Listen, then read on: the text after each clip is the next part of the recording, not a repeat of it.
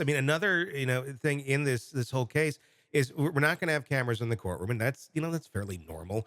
But there's no transcripts of these hearings, and so I mean, Right.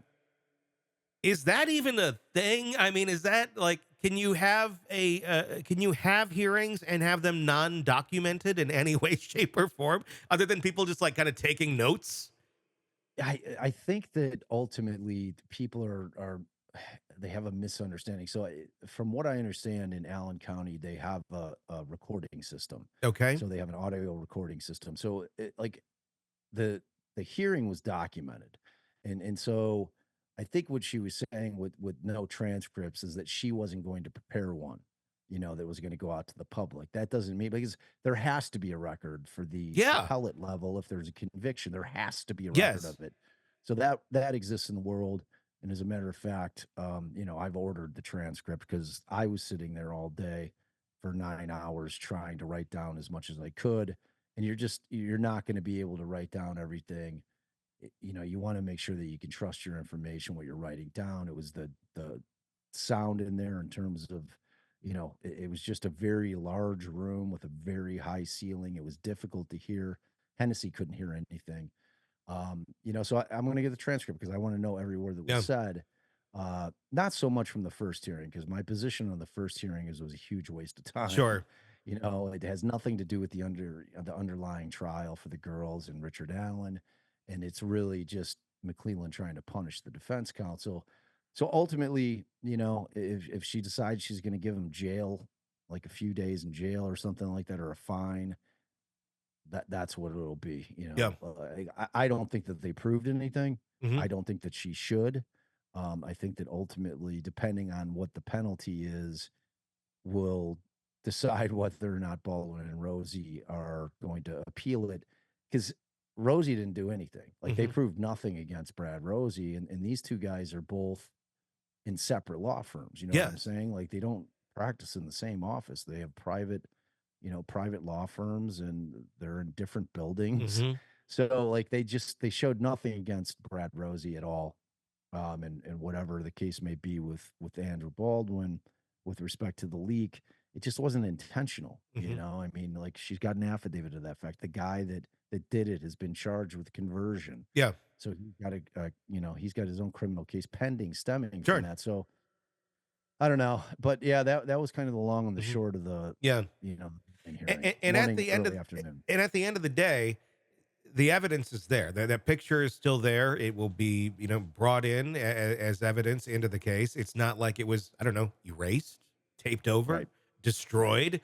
because that's the other aspect of this that they've been looking at is the 70 plus hours of material that they had the first week that they accidentally taped over.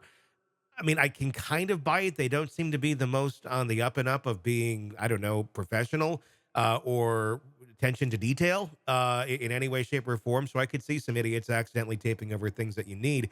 But I don't know. I don't know, was that intentional? And what kind, I mean, how are they handling that? I know that there's, they're trying to have that motion to dismiss over some of those merits, but is that, where is that going to go? Tell me about what happened there.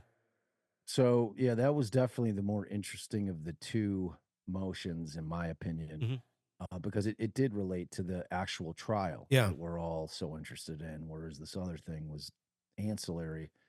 So that motion was again filed by the defense. Baldwin puts on his case, and the first person that he calls to the stand is former Rushville police officer of 20 plus years, Todd Click. If you're not familiar with the Delphi case at all, um, in October, or not, strike that, on September of last year, the defense filed what's called a notice of Frank's hearing, hmm and part and parcel of that, they filed a 136-page memo.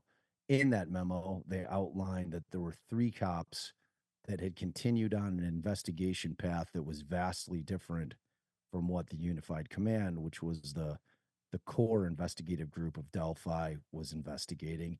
And these guys, it comes out, were all investigating what they considered to be some white nationalists that had kind of co opted some form of Norse paganism as part of like their crew. They all kind of liked Vikings, I guess. And, and ultimately these three cops, when Richard Allen is arrested, the cop Todd Click, who's testifying here on this day, is like, what? They just, he said he read through the PCA. And I think his exact words in my notes were that he was, let me see, I want to get these, I want Sure. to get this right because it was great when he said it in terms of the strength of the PCA. Mhm. He's like, I was incredibly, hold on, bear with me. I want to find it because Yeah. these are all handwritten, man. Yeah. No, it's very Um, compelling. I mean, testimony yeah, that was it's given that it's here. something. It's something.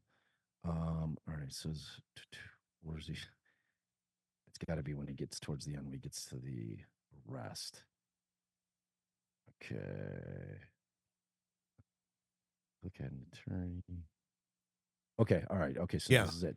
So at some point in the questioning, so the way that Baldwin was handling it is that he was getting in all the evidence that was contained in that memo Mhm. about what these cops had been able to uncover. Yeah. And the state was continually objecting, saying, look, we're here about an interview with Brad Holder, who happens to be one of the individuals that is one of these alleged white nationalists that has somehow co-opted the Norse paganism religion and intertwined it with what their belief system is. And apparently what had happened is that the state, from the day that the girls are found, which is February 14th of 2017, up through the 17th, had written over every single interview during those days. And so the defense continue, it's like in the argument from the defense is, look, Your Honor, like we have to show bad faith from the state in order to prevail on this particular motion.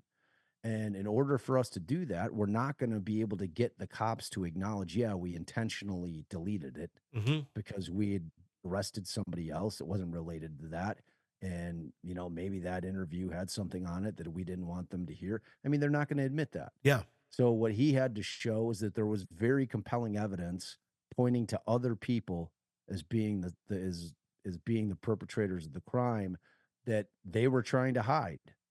That so Gull actually gave him a lot of leeway. Hey, it's Tony Brueski. If you like the podcast, be sure to like, subscribe, and press that bell so you don't miss any of our updates on the cases we're following for you right here at the Hidden Killers podcast from True Crime Today. And thanks